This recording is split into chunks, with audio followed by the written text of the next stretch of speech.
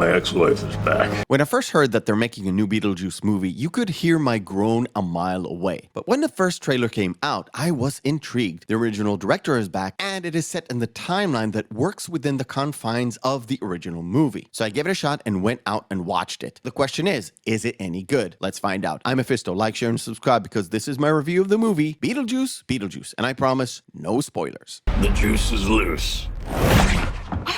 Okay, first things first, let's have a rundown of the premise of the movie without going too much into it. The movie picks up about 30 plus years where Lydia Dietz is now a TV psychic that has a ghost hunting reality type show. She's in a relationship with her manager slash producer, Rory. Her stepmom, Delia, has an art gallery, and there they meet because Lydia's father and Delia's husband, Charles, has died. And this is the perfect excuse for Lydia to reunite with her estranged daughter, Astrid, who is actually going to a boarding school built by her own mother. Lately, Lydia has been seeing glimpses of Beetlejuice that haunts her thoughts. Little does she know that Beetlejuice is actually lurking around and still wanting to get back with her after all these years, and all the while, he is being haunted by his own ex-wife, Dolores. Now, we all know that sequels to any movie are really hard to pull off and create something that is better than the original. But picking up the threads of a sequel that no one actually wanted is a monumental task, and this is why I was so afraid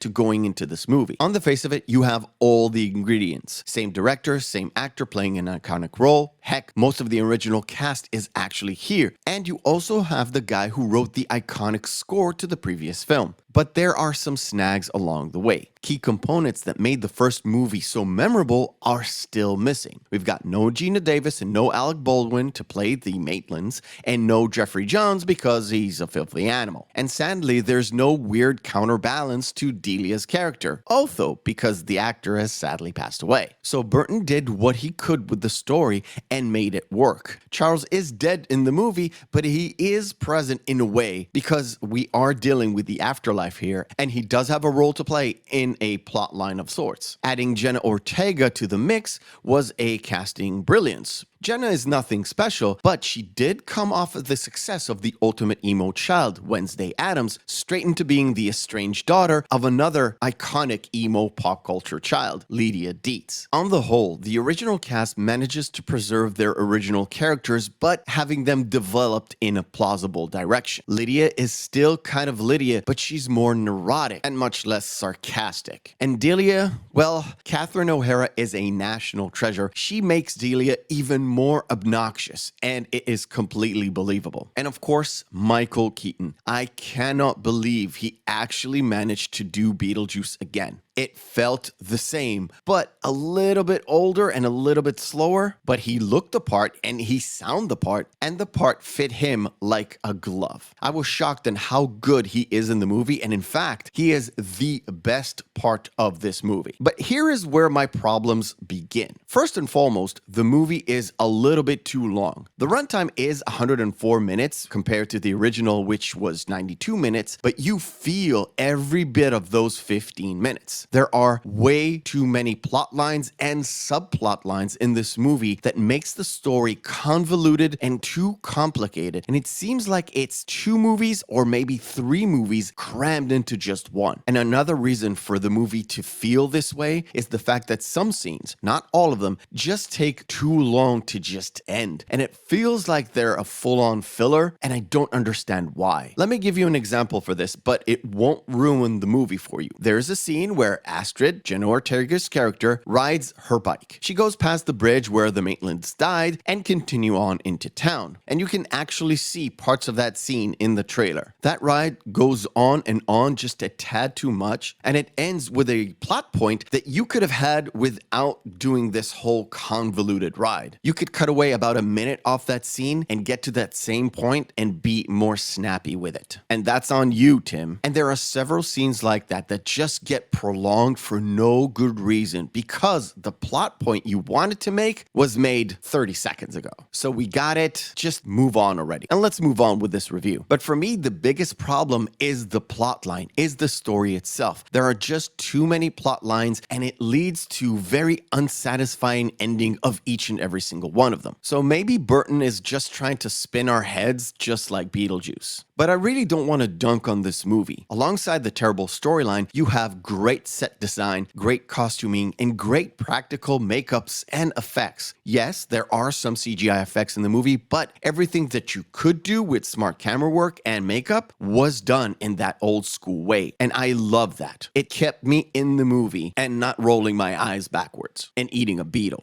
And the same thing goes for the score. I love it when a franchise keeps their original score, maybe updating it a little bit with the times. This creates a sense of continuity and not just a cheap way to rely on past member berries. On the whole, this is a decent film. It's not bad, it's not good, it's certainly not great. It does invoke the old movie, which is good, but it's too convoluted. But within this plotline mess, Burton manages to have slight digs at modernity and Hollywood, along with current day tree huggers, and even sneaks in a backdoor dig at Disney, but those are too few and too far between. Michael Keaton is such a great actor, and he steps back into this role and it's just magical. People forget he did not have a lot of screen time in the original movie, so the character wasn't as well developed. It was one note because he was a villain. But Michael Keaton's acting and charm poured into this character and made it into this iconic character that it is today. Hell, the animated series helped fill out those voids for those of us who grew up with it. This time around, he got a lot more screen time, and except for one scene that took way too long, he did a phenomenal job entertaining us as Beetlejuice.